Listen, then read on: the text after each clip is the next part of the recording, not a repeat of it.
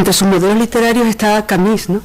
Albert Sí, Camus. bueno, yo siempre es un referente mío de Albert Camus, que es el que claro, yo es decir, uno siempre descubre el amor cuando lo pierde, descubre la gastronomía cuando tiene úlcera de estómago, sueña con el vino cuando es un alcohólico anónimo. Es decir, todo es una frustración. Es decir, yo descubrí el Mediterráneo en Madrid. Es decir, yo un día en el Gijón, mientras yo estaba en el Mediterráneo, pues el Mediterráneo es el Mediterráneo, punto. Infumable, es decir, normalmente, ¿no? Lleno de miseria y un mar totalmente tal. Pero claro, estás en Madrid y sueñas ese Mediterráneo soñado, ¿no? Y entonces, leyendo a Camus, sobre todo la parte suya de la parte de Argelia, yo digo, esta pulsión que yo siento leyendo a este hombre es la que yo sentía sin saber lo que era literatura cuando yo vivía allí, ¿no? Esa sensación de que trasciende, ni es Valencia, ni es Andalucía, ni es Grecia, ni es Italia, sino hay una forma de ser del Mediterráneo, ¿no? Que es a la vez una naturalidad, un mirar a la altura de los ojos, ¿no? Una cosa caótica, ¿no? Pero que piensas dentro del caos. Es decir, por ejemplo, siempre hay unos tópicos, dicen, los alemanes son el pueblo más organizado del mundo. Falso. Es el pueblo más desorganizado del mundo. Si la realidad coincide con el plan que han hecho, son una máquina. Una máquina. Pero cuando la realidad se distorsiona, ya no saben qué hacer. Es decir, se trate de una guerra mundial o de un autobús que va a Lloret y que tiene que hacer transbordo en otro en Perpiñán y el de Perpiñán no llegan a Lloret. No llegan a Lloret. El italiano entra en la guerra mundial ganando, a mitad lo ve horrible, se cambia de bando y sale ganando. El caos es el que te fuerza el entendimiento. Vives a través del caos. Y la belleza es a la vez caótica. Es decir, salvando las distancias, los balnearios de mi pueblo, que yo veía que la belleza estaba debajo de los escombros, había unos delfines maravillosos, ¿no? Unas columnas de itálica derribadas sobre flores aplastadas de plumbagos y tal.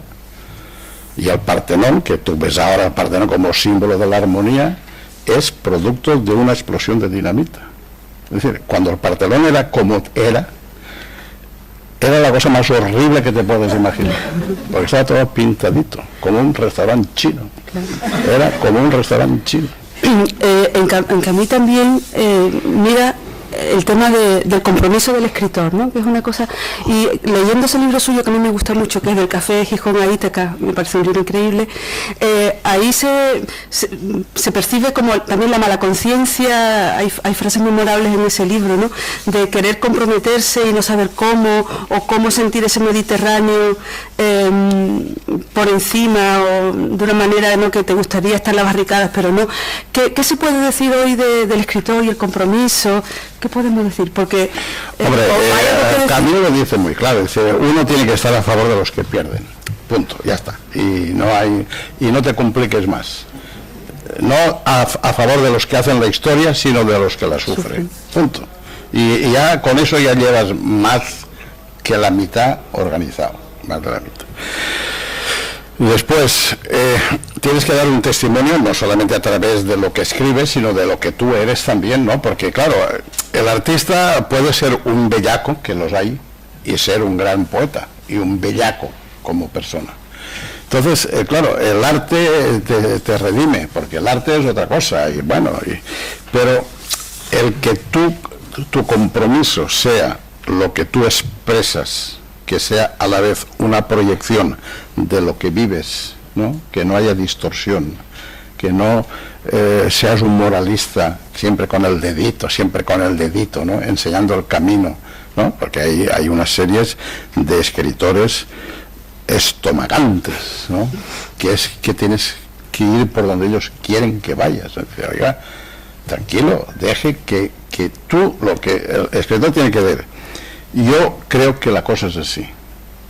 Y yo me someto a esta cosa y vivo tal como yo escribo. Y usted haga lo que le dé la gana. Si quiere esto le gusta, vale. Si no le gusta, no pasa nada. Usted a lo suyo. Y hay otros escritores que te marcan el camino. Normalmente, después averiguas y es todo lo contrario, ¿no? Bueno, pues un compromiso moral. Después él dice... claro, es que él también le tocó una cosa terrible, que es ser un argelino, estar educado en Argelia, ser amigo de árabes, ser a la vez francés y tener que decidirse en medio de una guerra revolucionaria, porque era en ese momento una guerra revolucionaria. Y claro, son pruebas que hay que estar a la altura, ¿no? Es que hay que estar a la altura, porque mientras la cosa va bien, pues todo es fácil, ¿no? Pero a la hora de definirse, y él lo dice, entre la verdad, la justicia y mi madre, yo estoy a favor de mi madre, punto. Yo lo siento, pero yo estoy a favor de mi madre, y ya está, y punto. Últimamente, obviamente, ha escrito muchos artículos sobre lo que vivimos, ¿no? ¿Qué te sugiere para ti, que es una persona que ama el Mediterráneo y que los mitos griegos y todo eso, qué te sugiere un hombre que se pega un tiro en la Plaza Sintagma frente al Parlamento griego? Bueno, pues esas inmolaciones son ancestrales, ¿no? Pero son como, bueno, son simbólicas, ¿no? Son la chispa que mueve, pero esas inmolaciones son desgarradas, es la tragedia griega, vamos, eso es que claro, el problema es que Sófocles, Eurípides y Esquilo prácticamente ya lo han dicho todo.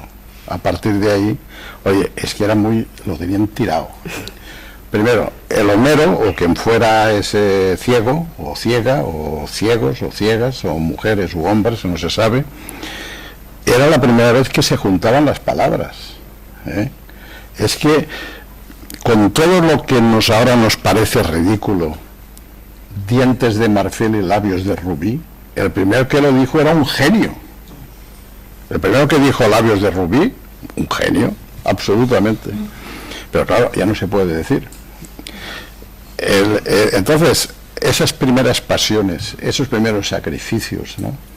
Esas tragedias, pues claro, está allí. Y entonces, entre ese que se suicida delante de la plaza Sintagma, que quiere decir Constitución, pacto, Constitución, es la plaza de la Constitución, y que se suicida, pues eso está en Sófocles, está en Eurípides y está en Esquilo, ¿no?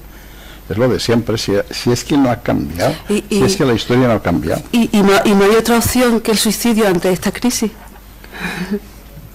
Bueno, vamos a ver, en la crisis hay un 50% que es psicológico, que es lo peor, y un 50% de real, ¿no? Bueno, el problema de esta crisis es que, bueno, desde los tiempos de los faraones las crisis son de 7 años, esa cosa, es decir, de todo lo que yo he aprendido de los dichos de los pueblos, de mi padre, digo, mi padre que me enseñó, y digo, y mi tío, aquellos señores y tal, pues lo único que yo aprendí de mi padre es que, pues posiblemente una vez que me dijo, los perros no se atan con longanizas. Yo digo, pues eso, bueno, la codicia rompe el saco, ¿no? Bueno, pues cada 7 años la codicia rompe el saco. Llámese burbuja, llámese no sé qué. Bueno, ahora lo que pasa es que este saco que se ha roto no es un saco cualquiera, ¿eh? Es un saco global. Y claro, el problema es que la solución tiene que ser global. Es decir, ya no vale nada que no sea global. Es decir, todos los imperios, lo escribí el otro día en un artículo, es decir, todos los imperios se han hecho con esclavos. No hay ningún imperio que no se haya hecho con esclavos. De hecho, la esclavitud fue un paso enorme, porque para que hubiera un genio que dijera, en vez de matarlo, que trabaje, para mí, oye, eres un genio, eres un genio. Tengo aquí anotado ese artículo, al comienzo, sí. Europa entonces, no puede hacer nada porque carece de esclavos. Es que, aparte de que tienes que carecer de esclavos, es que tienes que tener miles de millones de esclavos. Porque Alemania, que tira del carro, tiene 80 millones de habitantes. Eso no es nada. Es como cuando Jordi Pujol fue a China y se entrevistó con aquel hombre y dice, no, somos Cataluña es por esto, que somos 4 millones. ¿Y en qué hotel se hospedan? Es decir, se creían que habían venido todos. Se creían que habían venido todos. Bueno, entonces, es decir, es que con 80 millones de ciudadanos no se puede hacer nada hoy, nada.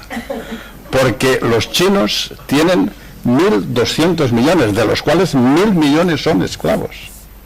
Como decía el otro día Miguel Ángel Alcalá, achinémonos todos en la lucha final.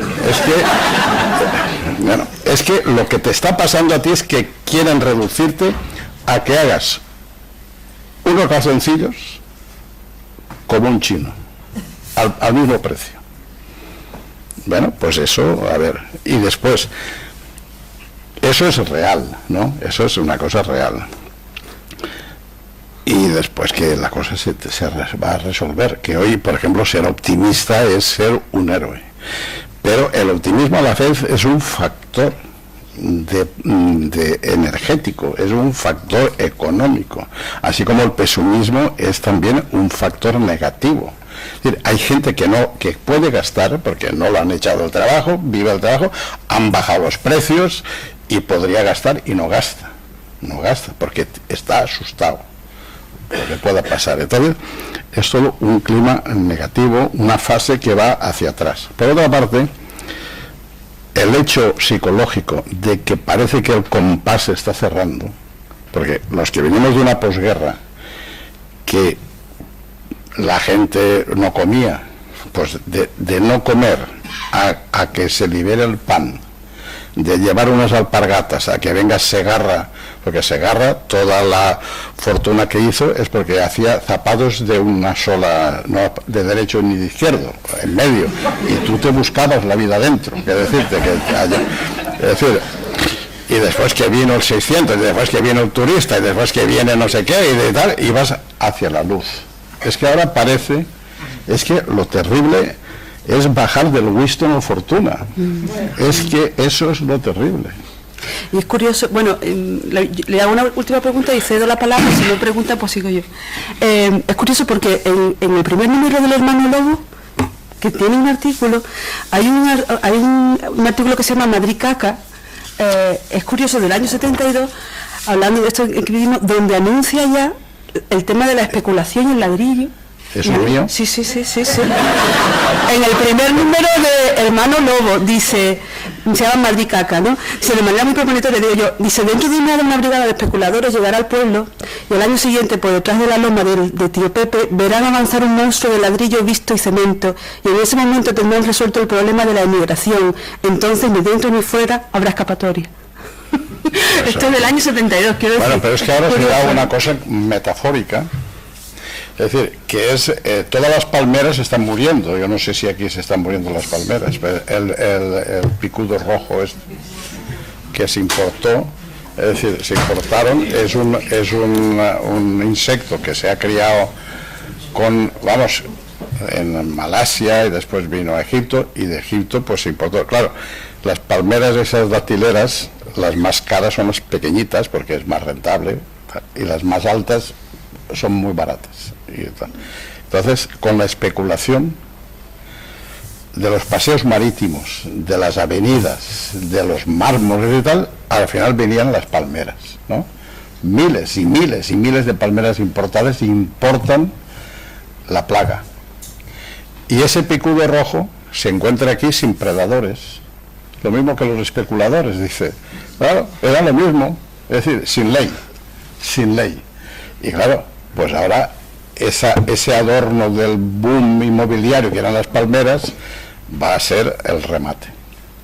Y ahora viene un macarra, que es ese que quiere traer aquí casinos, otra vez rascacielos, y están unos políticos de un horterismo, vamos, inenarrable, pujando por favorecer a un macarrón que viene a traernos rascacielos otra vez, como si aquí no tuviéramos bastantes, casinos, putas, hombre, por favor, y haciéndole otra vez el picudo rojo, es decir, sin ley, para que el picudo se extienda.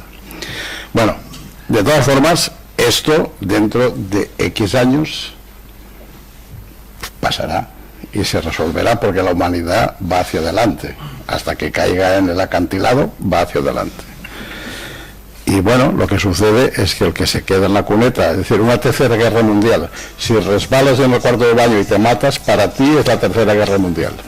Es decir... Bueno, cedo la palabra si alguien quiere preguntar algo, y si no, sigo preguntando un poquito.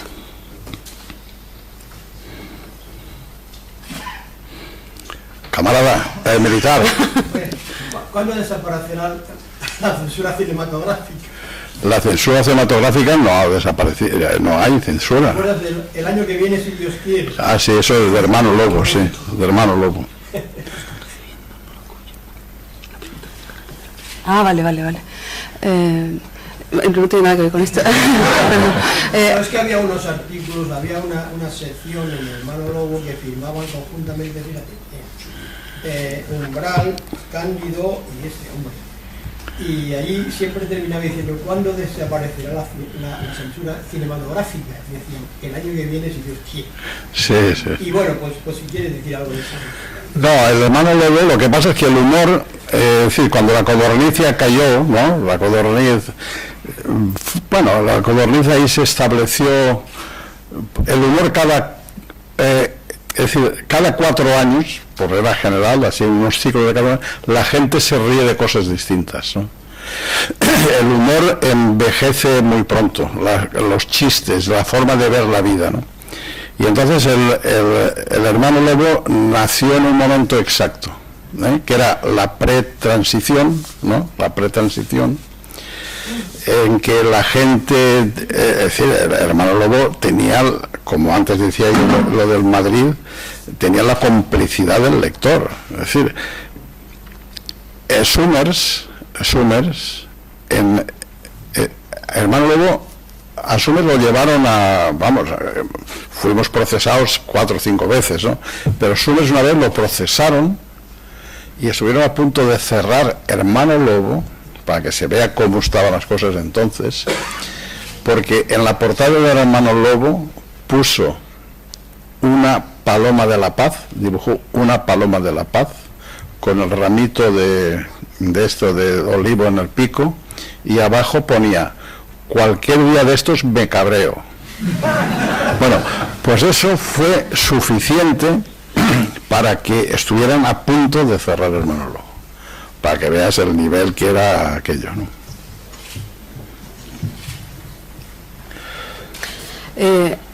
Su postura antitaurina es muy conocida, compartida por mí por otra parte, pero quería preguntarte por esta cosa, este revival ahora con José Tomás y toda esta cosa de la... Es como, es otra vez una... José Tomás. Sí, que... Bueno, yo no... Bueno, no con él particularmente, ¿no? Yo no lo conozco, pero quiero decir, toda esta cosa, ¿no? Bueno, a mí es que no me gustan los toros, y ya está, y no, soy militante relativamente, ¿no? Yo todos los años escribo un artículo, desde hace... y de hecho ya, esto... Dice, hasta que tú no escribes no se empieza la feria de Madrid. Escribe, ¿no? Porque tal, ¿no? Eso...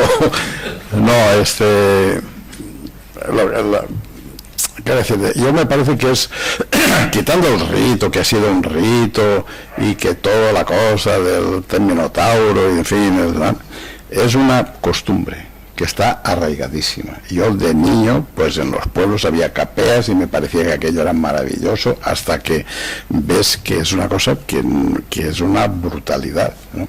¿Qué pasa? Entre un taurino y un antitaurino. Pues un taurino no ve la sangre, no la ve, es que no la ve. Un puyazo, pues ¿qué? Un puyazo.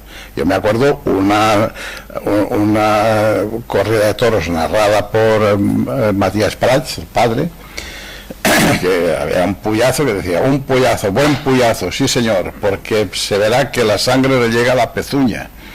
Y tú oyes eso, y si lo oyeres por primera vez en un país extranjero, porque a todo esto estás pinchando hoy en Nueva Zelanda, y pinchas y sale un señor vestido de no sé qué matando un toro, y dice, ¿y esto dónde pasa? ¿Esto dónde es? Pues en España, ¿no? Yo me acuerdo que fui una vez a Shanghái, y Shanghái, antes de todo este boom que hay ahora, que es más que Nueva York, ¿no? Pero era como decía Ortega, la humanidad. Va a Shanghái y es miles y miles de millones de chinos por la calle. Bueno, entre esos miles de millones yo estaba allí contra el río, allí contra el pretil, y me viene un chino, ¿no? Y me dice, "Where is you from?" Así, yo lo entendía, dice, "Where is you from?" Y digo, "From Spain." Y dice, "Oh", y va y me pega un pase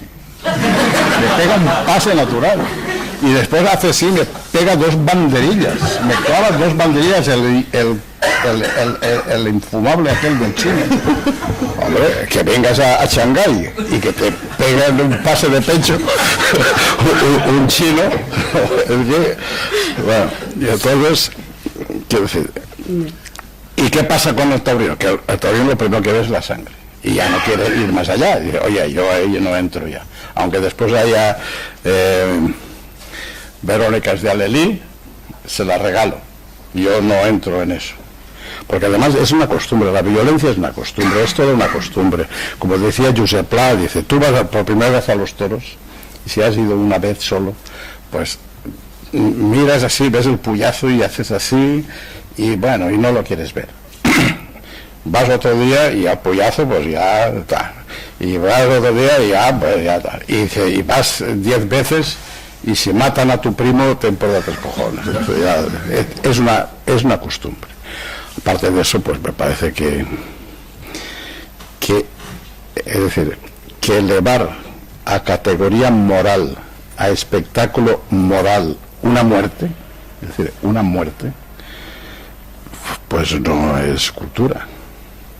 Yo escribí una frase que dice, si el toreo es cultura, el canibalismo es gastronomía.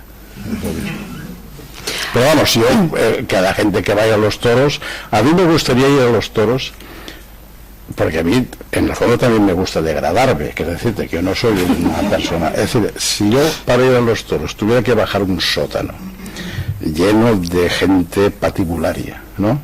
Lleno de charcos así, de excrementos y tal, y entrar en un sitio así, un tugurio increíble, y allí un torero ahí y tal, yo iría, pero con una bandera nacional ahí, y unos tíos fumando un puro en Barrera, unos lorailo ahí en Barrera, no voy. Pero que la gente que vaya, pero lo que quiero decir es que me parece que es una fiesta que va a menos. Hablando de Shanghái, decía Bruce Chatwin que hay 2 tipos de escritores, los itinerantes y los estables, los que se quedan quietos. ¿El viaje qué significa para Vicente? Hombre, la primera literatura se ha hecho con un viaje, ¿no? El viaje del héroe siempre es desde la primera novela que se ha escrito, que ya está todo ahí, que es la Odisea, es el viaje, vamos. Todos los viajes, bueno, de todas formas, la cosa es decir, el que mejor ha escrito de amor es el que no ha ligado jamás. Ese es lo que mejor ha escrito.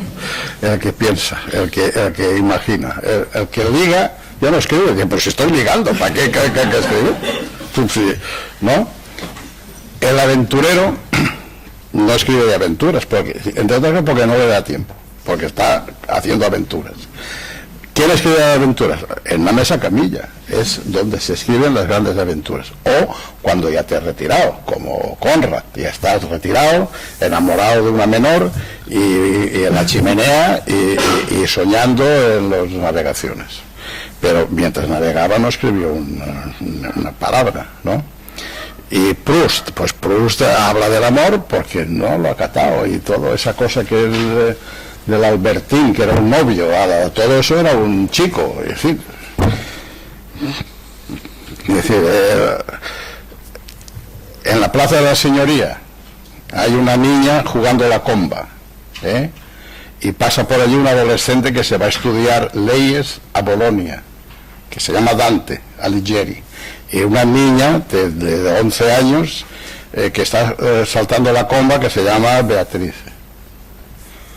Bueno, el Dante se va a estudiar y lleva la imagen de esa niña en la mente, ¿no? Rumiada en los sueños durante 5 años. Vuelve y se encuentra aquella niña ya adolescente casada con un señor mayor, impresentable. Y nunca habló con ella. Se miraban en la Plaza de la Señoría, se miraban en Santa María Novella, se miraban en el Duomo, se miraban algún papelito, algún recadito, el ama, dile que no sé qué, dile no sé cuántos. Y claro, gracias a eso tenemos la Divina Comedia y la Vita Nuova. Si no, si se casan, yo no digo que no hubieran sido felices y que no hay que casarse, pero, no hay, pero que la Divina Comedia no se escribe. Entra Dante, vea que hay de cena, otra vez. Pero vamos a ver, yo siempre digo lo mismo. Yo me imagino casados el Dante y la Beatriz, paseando una tarde de domingo por el Arno, ¿no? Por allí de Pontevecchio, ¿verdad? Y él le suelta un verso, pues caramelos por la boca, así, un verso, no sé qué. Y ella le dice: Dante, abrígate bien que se ha levantado un poco de brisa y te vas a resfriar. Vale, ponte la bufanda que te vas a resfriar. ¿Qué verso es más excelso? Yo creo que el de la bufanda. Pero eso no viene en los libros. Es decir, todo es producto de la imaginación, de la frustración. Errol Flynn, pues no escribió. ¿Cómo va a escribir Errol Flynn? Sin embargo, pues el Stephenson, que era medio reparado, pues escribió, ¿no? La Isla del Tesoro, pero no fue nunca la Isla del Tesoro. Si hubiera ido, no hubiera escrito.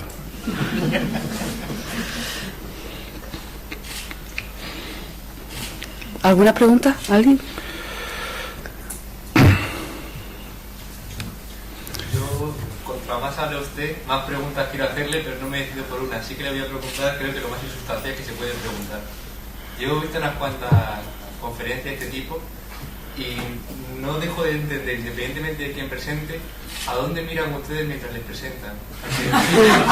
Esa es una buena pregunta. Voy a decirlo porque no se oye bien. ¿A dónde miran el escritor mientras es presentado? Es la pregunta. Pues miras, es decir, miras a alguien que ves que te está mirando bien. ¿Comprendes? Es decir, normalmente enfocas, es decir, si ya estás un poco, normalmente si no estás muy puesto, te refugias en un rostro en que es como si hablaras solamente para él, ¿no? Solamente para él. Es un rostro amable, un rostro medio sonriente. Si hablas de cosas graves, un rostro grave. Es decir, siempre hay, ¿no? Ahora, si ya está, pues vas repartiendo un poco las miradas, pero siempre enfocas, ¿no? Sí, es así. Ahora, si ya eres un sobrao y tal, que eres, pues miras ahí como un pavo, lo vas mirando todo, pero... ¿Una pregunta original? A ver, aquí. Yo gustaría conocer un vídeo sobre lo que se avecina en este país en materia cultural. Hay quien dice que viene un páramo muy grande porque no va a haber subvenciones. Otro sector de la población dice que se acabó de chupar de las subvenciones, que lo que hacían era chupar. Otros dicen que la cultura no florece sino de subvenciones. Otros dicen que aquí se va a clarear la cosa y el que vale, vale.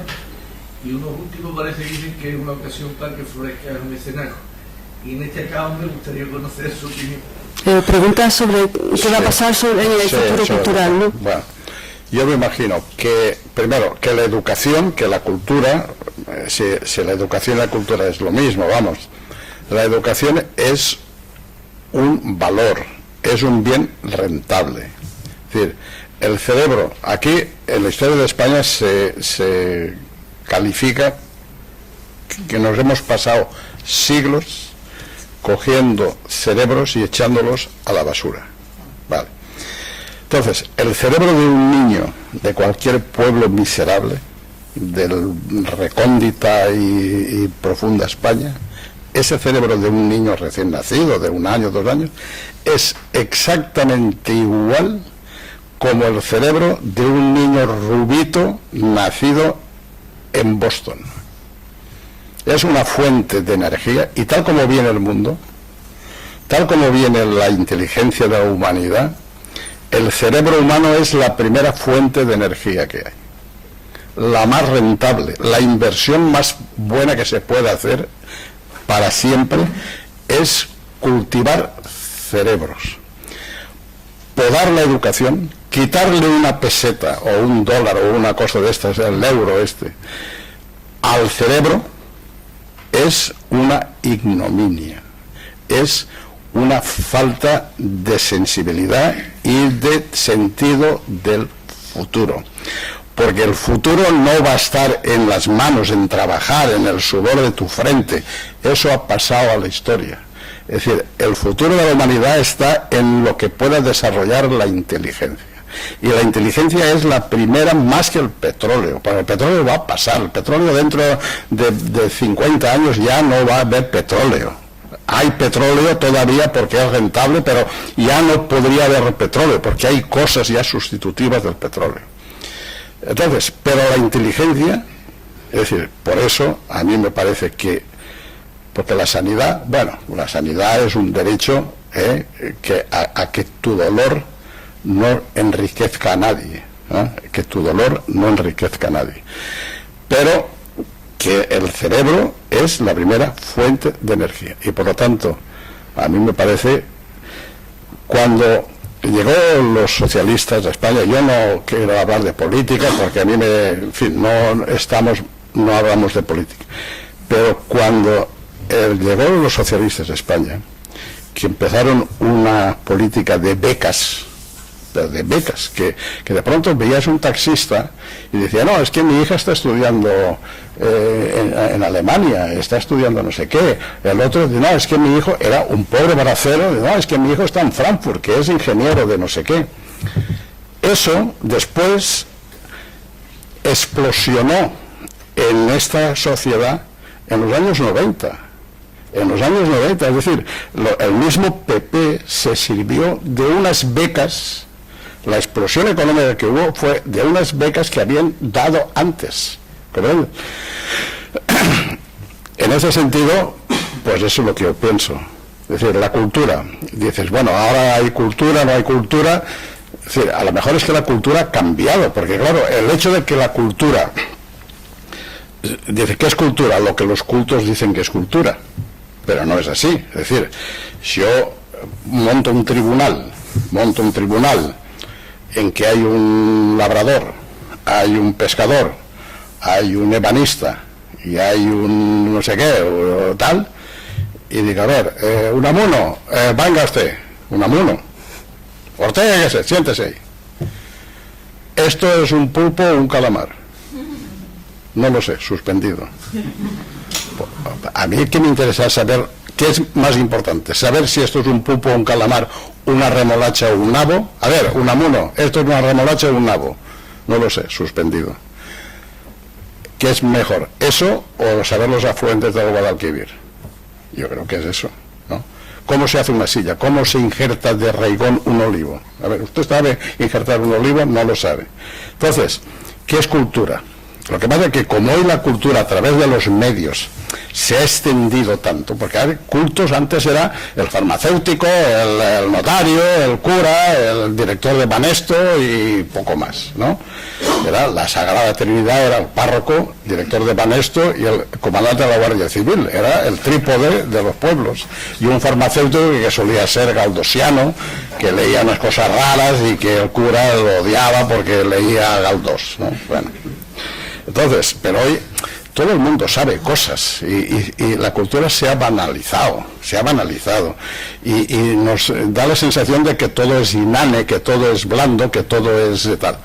Pero oiga, que hoy se va a Marte, cuidado, que hoy la poesía tal vez no será la materia oscura, la física cuántica.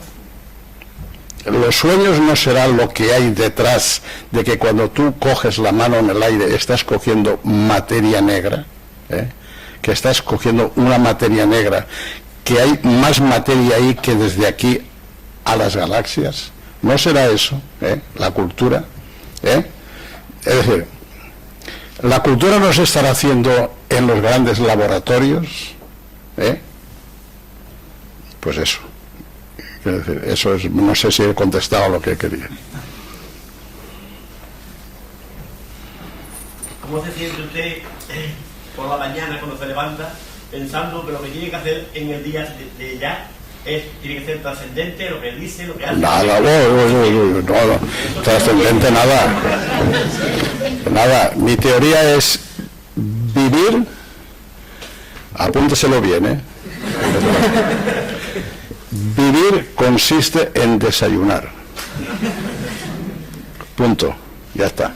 Si te levantas, ves que ha salido el sol. Primero te tienes que sorprender que ha salido el sol. Hombre, ha salido el sol, mira qué bien. Porque no es... Es decir, físicamente se puede demostrar que el sol va a salir mañana, de momento. Pero metafísicamente no se puede demostrar. El sol sale si tú quieres que salga, metafísicamente. Entonces, si tú desayunas, y desayunas bien, eso es vivir. Vivir es desayunar, apúntaselo en la libreta. Vivir es desayunar. Y después eso de trascendente, eso nada. Ahora, trascendente es el aceite de oliva. Es que debe ser duro porque yo me levanto y para ver a un cliente no sé a dónde ir, si a Chiclana o a Medina, no sé una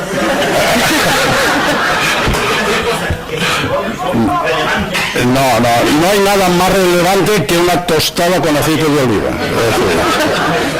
De hecho, todas las filosofías han pasado, todas las teorías han pasado, y el aceite de oliva permanece. ¿Sigue existiendo ese olivo que plantó en su casa? Sí. Centenario, sí, milenario. Sí, está allí. Bueno, pues, ¿alguna pregunta más? Bueno, pues esperemos desayunar mañana, ¿no? Mañana desayunar. Muchas gracias, Manuel Visto, por su pregunta. Gracias.